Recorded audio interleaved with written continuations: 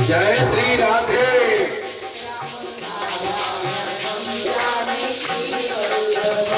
लोग कहते हैं आते नहीं, लोग कहते हैं भगवान आते नहीं, लोग कहते हैं भगवान आते नहीं, जो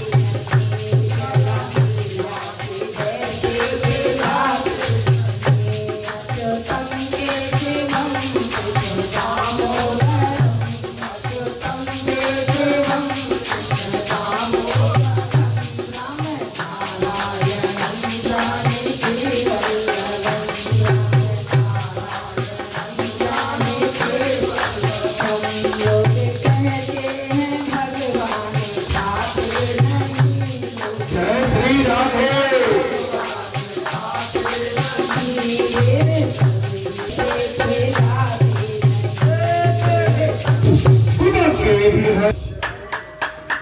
और बैसाख का महीना अत्यंत लाभकारी और कल्याणकारी और मनोकामना को पूरा करने के लिए ये माह माना गया है। भगवत कृपा होती है तब इस तरह के योग संयोग और इस तरह की व्यवस्थाएं और इस तरह के जो है आनंद एवं हर्ष के विषय, उत्साह, उमंग एवं देव स्थान और संतों के समूह, महापुरुषों के दर्शन अगर आपको सुगमता से, सरलता से अपने आंगन में अगर बैठ के हो जाए, हमें आप सभी को अपने जीवन की सराहना करना चाहिए।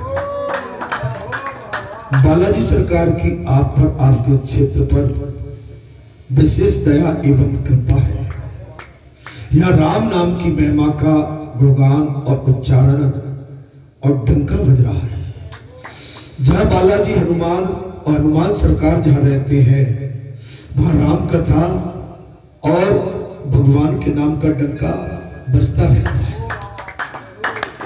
हे संतों महात्माओं, मैं यहाँ की रज को साष्टांग दंडवत करता हूँ, यहाँ की इस धरती को प्रणाम करता हूँ, नमन करता हूँ और इस रज को उठा के अपने माथे मस्तक पर धारण करता हूँ। ये सिद्ध पीठ है, तपो भूमि हो चुकी है। यहाँ से कोई भी अपना अर्जी लेके आता है, कोई भी भक्त संत महात्मा, तो निराश होकर नहीं जाएगा। ये बहुत ही, और यहाँ बहुत भटकने की भी आवश्यकता नहीं है। ये स्वयं सिद्ध पीठ हो चुका है। यहाँ की परिक्रमा करिए और यहाँ पर शीश नवाइए। और बालाजी सरकार के लिए आपने एक स्थान चिन्हित कर दिया है, बालाजी सरकार उसमें विराजमान है। आप उनसे मनचाहा वरदान पाइए, लेकिन शर्त यह है कि उसके लिए सच्चाई होना चाहिए, त्याग होना चाहिए। सच्चाई, त्याग, तप, तपस्या एवं साधना, इसके माध्यम से जीव का कल्याण होता है। जब तक ये नहीं है, जब तक कुछ भी नहीं है। हमारे लिए यहां भी हर माता बहन बेटी पूजनीय है, आदरणीय है, सम्माननीय है।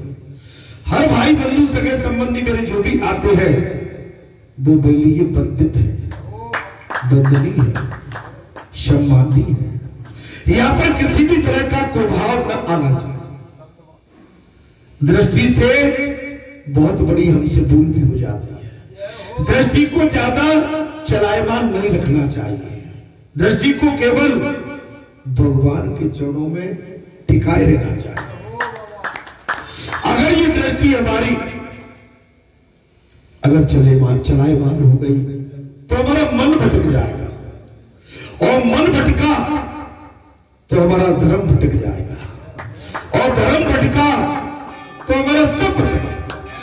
हे संतो महात्माओं, मैं आपसे विनती, अनुरोध और बिना भाव से कहता हूं, यहां तो मेरी जो भी मां बहन बेटी आती है वो मेरे लिए गऊ के समान है।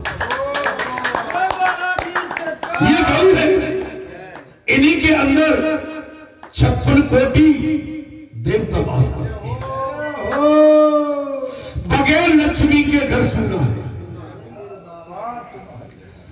बगैर लक्ष्मी के आंगन सुना है। इसलिए मैं विनती करता हूं, लक्ष्मी पाना आसान है कि लक्ष्मी के साथ निभाना और लक्ष्मी को बचाना बहुत कठिन है। लक्ष्मी जैसे आनंद देती है, सुख सुविधा, वैसे उल्लू भी बनाती है। इसलिए मेरा आपसे विनय भाव है। प्रहलाद जी की कथा चल रही है, 3-4 मंगलवार हो गए, अभी प्रहलाद जी की कथा पूरी नहीं, 4-4 घंटा कथा चल रही है। अगर 4 और 4 गुणा कर दो 16 घंटा हो गई। अभी 16 घंटा में भागवत पूरा हो जाता है। भागवत कथा 7 दिन में केवल 2 घंटे चलती है, और 7 दूनी 14। बाकी तो संगीत भजन कीर्तन इसमें टाइम और विश्राम में निकल जाता है। लेकिन बालाजी की कथा विस्तार से होती है, समर्पित भाव से होती है।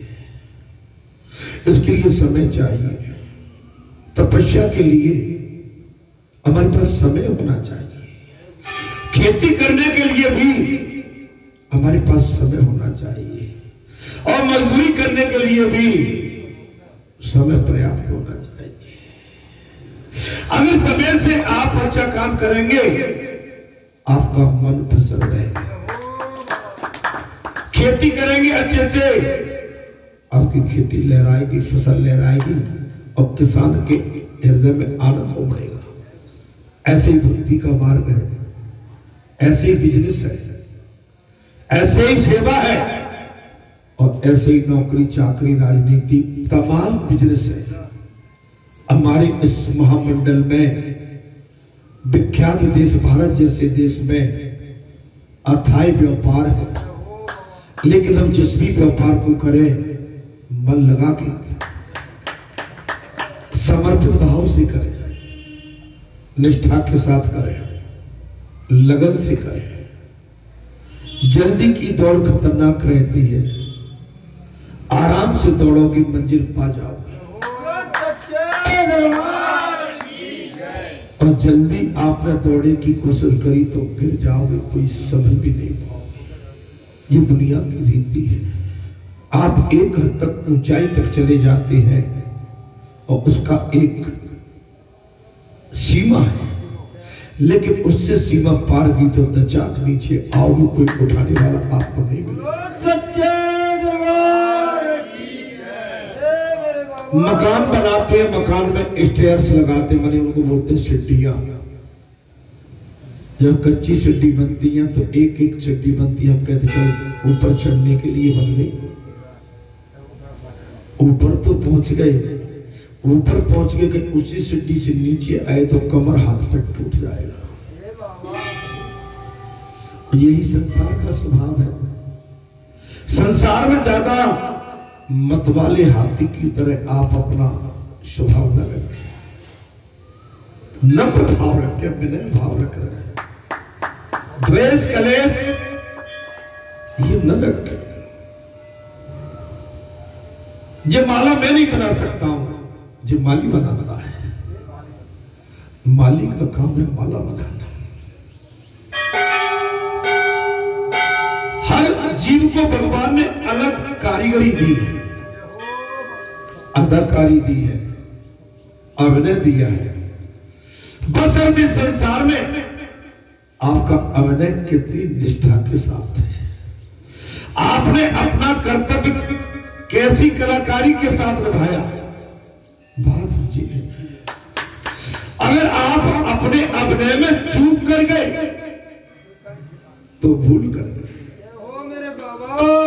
अरे माला भी बनाओ तो ऐसी बना दो के पर लेने वालों की आप पर लाइन लगे।